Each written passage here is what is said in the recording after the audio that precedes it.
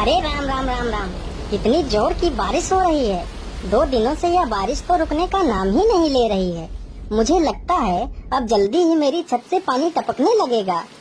तभी उधर से एक शेर बारिश से परेशान होकर छिपने की जगह ढूंढते ढूंढते उसी किसान की झोपड़ी के पीछे बने तबेले में घुस जाता है, जिस तबेले में उस किसान के कुछ गधे बंधे हुए थे।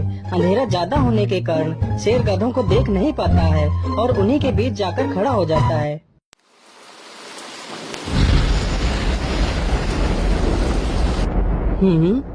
यहाँ से तो किसी मनुष्य की आवाज आ रही है।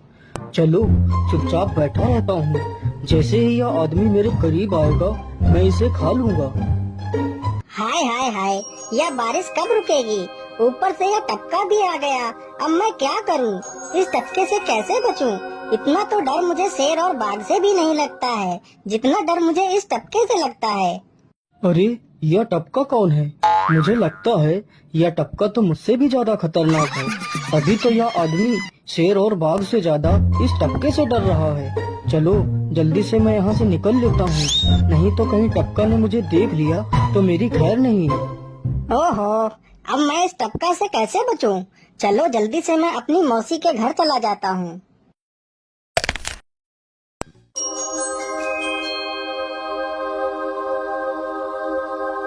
अरे चल चल गधे की औलाद, यहाँ पर छिपा हुआ बैठा है। अरे चल जल्दी। अरे ये क्या, जिसका डर था वही हुआ। यह टपका तो मुझ पर हावी हो गया।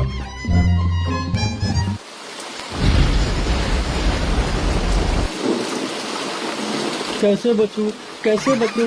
इस टपका से मैं कैसे बचूं? हे भगवान मेरी सहायता करो, मुझे इस टपका से बचाओ।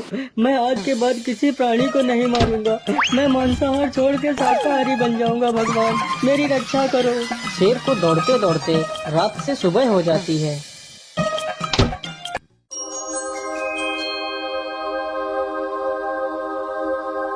अरे देखो देखो, यह तो शेर की सवारी कर रहा है। अरे हाँ, सच में ये तो शेर की सवारी कर रहा है। इसे तो डर भी नहीं लगता है। अरे उधर तो देखो जरा, यह आदमी कितना बहादुर है। यह अभी शेर की सवारी कर रहा है। जिस शेर को देखकर हमारी धोती आगे से गीली और पीछे से पीली हो जाती है, यह तो उसकी सवारी कर रहा है। ये गांव के लोग भी ना पागल हो गए हैं जो इस गधे को शेर। अरे बाप रे, यह तो सच में एक शेर है। हे भगवान मेरी रक्षा करो, शेर तो मुझे खा ही जाएगा। राम राम राम राम राम, अब क्या होगा? इस शेर से कैसे बचूं? अरे यह तो एक बरगद का पेड़ है। यही अच्छा मौका है, जल्दी से इस बरगद की जड़ पकड़कर ऊपर चढ़ जाता हूँ।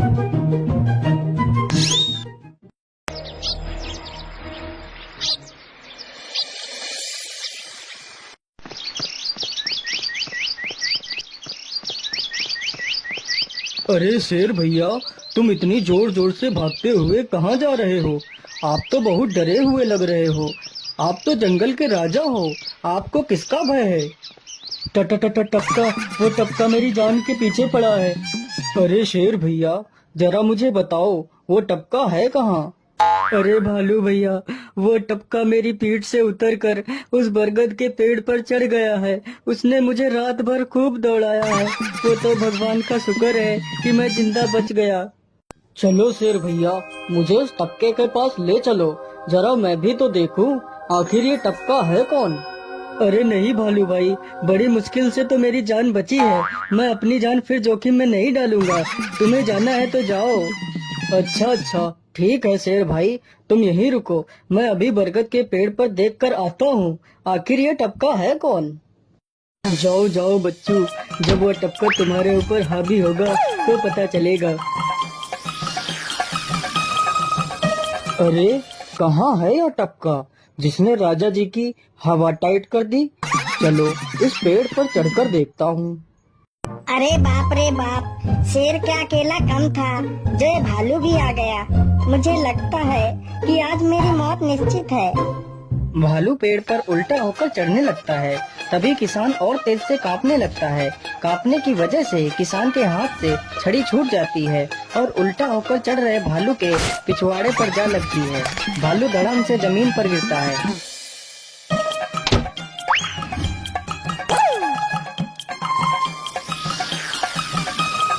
मुझे लगता है अब शेर और भालू दोनों भाग गए हैं। चलो अब जल्दी से यहाँ से निकल लेता हूँ।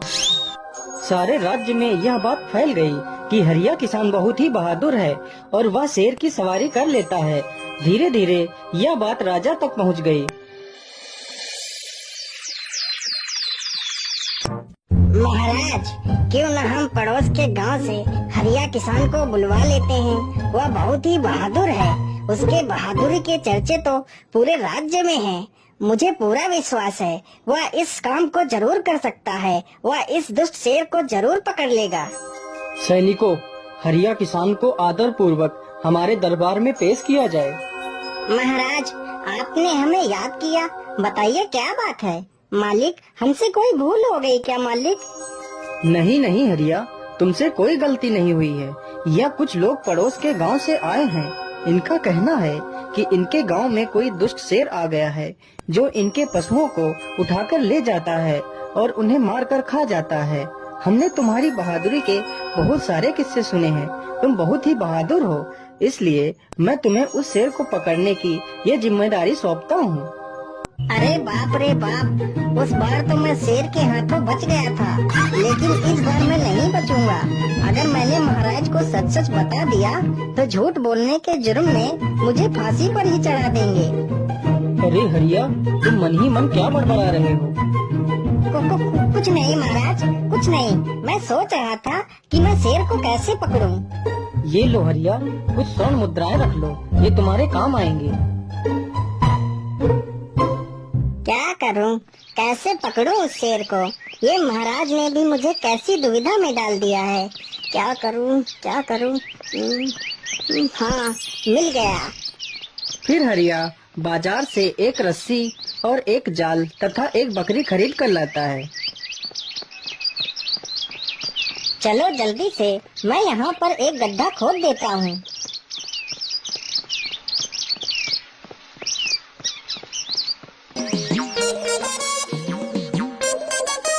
गड्ढा तो खोद दिया। चलो अब जल्दी से इस बकरी को रस्सी से बांध देता हूँ। हरिया ने बकरी को रस्सी से बांधकर गड्ढे में खड़ा कर दिया और जाल को लेकर पेड़ की डाल पर बैठ जाता है। थोड़ी ही देर बाद जब बकरी को भूख लगती है तो वह चिल्लाने लगती है।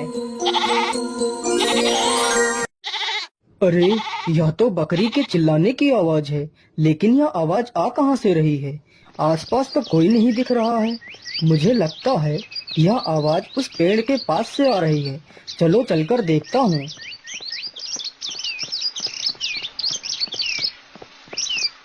अरे वाह, आज तो शिकार मेरे पास खुद चलकर आ गया। शेर तुरंत ही बिना देर किए हुए गड्ढे में छलांग लगा देता है। तभी किसान तुरंत ही बकरी को ऊपर खींच लेता है और जाल को गड्ढे के ऊपर गिरा देता है। शेर गड्ढे में ही फंस जाता है। यह देखकर गांव के सभी लोग बहुत ही खुश हो जाते हैं।